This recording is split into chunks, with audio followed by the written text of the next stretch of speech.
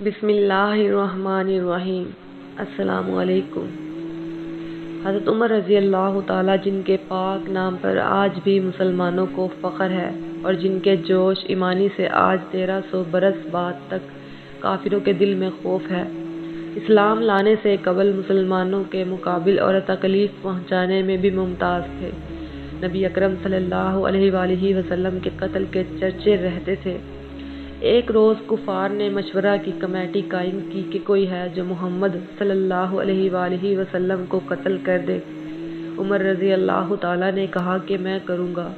لوگوں نے کہا کہ بے شک تم ہی کر سکتے ہو۔ عمر رضی اللہ تعالیٰ تلوار لٹکائے ہوئے اٹھے اور چل دیے۔ اس فکر میں جا رہے تھے کہ ایک صاحب قبلہ زہرا کے جن کا نام حضرت سعد بن ابی وقاص ہے، انہوں نے پوچھا کہ عمر رضی اللہ تعالیٰ کہاں جا رہے ہو؟ کہنے لگے کہ محمد صلی اللہ علیہ وآلہ وسلم کے قتل کی فکر میں ہوں۔ نعوذ باللہ۔ سعد نے کہا کہ بنو ہاشم، بنو زہرا اور بنو عبد مناف سے کیسے مطمئن ہو گئے؟ وہ تم کو بدلے میں قتل کر دیں گے۔ اس جواب پر بگڑ گئے اور کہنے لگے کہ معلوم ہوتا ہے تو بھی بے دین یعنی مسلمان ہو گیا، لا پہلے تجھ کو ہی نمٹا دوں۔ یہ کہہ کر تلوار اٹھا لی اور حضرت سعد رضی اللہ تعالیٰ نے بھی یہ کہہ کر کہ ہاں میں مسلمان ہو گیا ہوں، تلوار اٹھا لی۔ دونوں طرف سے تلوار چلنے کو تھی کہ حضرت سعد رضی اللہ تعالیٰ نے کہا کہ پہلے اپنے گھر کی تو خبر لے، تیری بہن اور بہنوئی دونوں مسلمان ہو چکے ہیں۔ یہ سننا تھا کہ غصے سے بھر گئے اور سیدھے بہن کے گھر گئے۔ وہاں حضرت خباب رضی اللہ تعالیٰ دروازہ بند کیے ہوئے ان دونوں میاں بیوی کو قرآن شریف پڑھا رہے تھے۔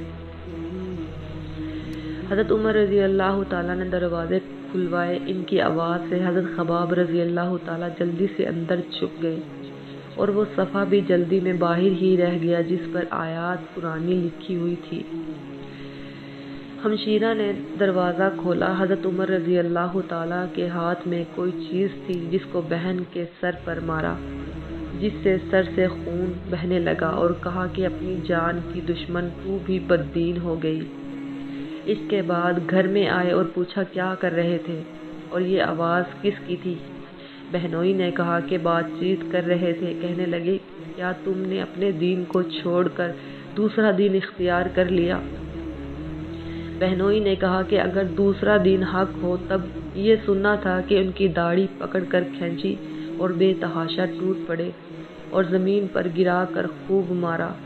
بہن نے چھڑانے کی کوشش کی تو ان کے منہ پر ایک تماچا اتنے زور سے مارا کہ خون نکل آیا۔ وہ بھی آخر عمر رضی اللہ تعالیٰ ہی کی بہن تھی۔ کہنے لگی کہ عمر رضی اللہ تعالیٰ، ہم کو اس وجہ سے مارا جاتا ہے کہ ہم مسلمان ہو گئے ہیں۔ بے شک ہم مسلمان ہو گئے ہیں، جو تجھ سے ہو سکے تو کر لے۔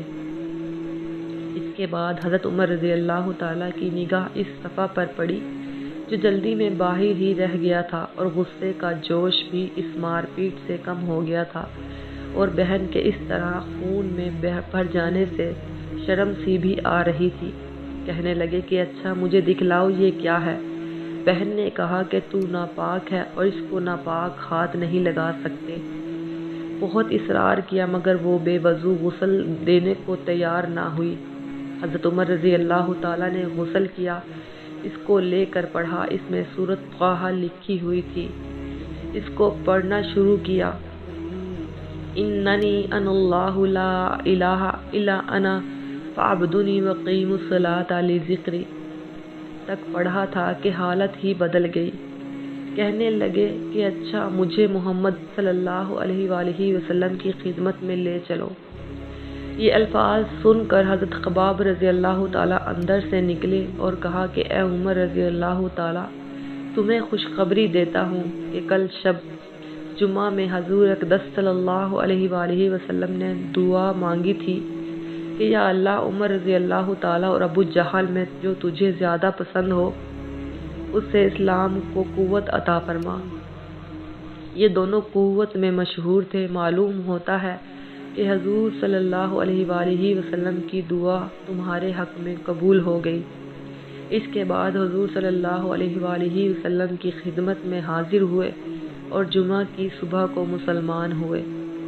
ان کا مسلمان ہونا تھا کہ کفار کے حوصلے پست ہونا شروع ہو گئے، مگر پھر بھی یہ نہایت مختصر جماعت تھی، اور وہ سارا مکہ بلکہ سارا عرب اس لیے اور بھی جوش پیدا ہوا اور جلسے کر کے مشورہ کر کے ان حضرات کو ناپید کرنے کی کوشش ہوتی تھی اور طرح طرح کی تدابیریں کی جاتی تھی۔ تاہم اتنا ضرور ہوا کہ مسلمان مکہ کی مسجد میں نماز پڑھنے لگے۔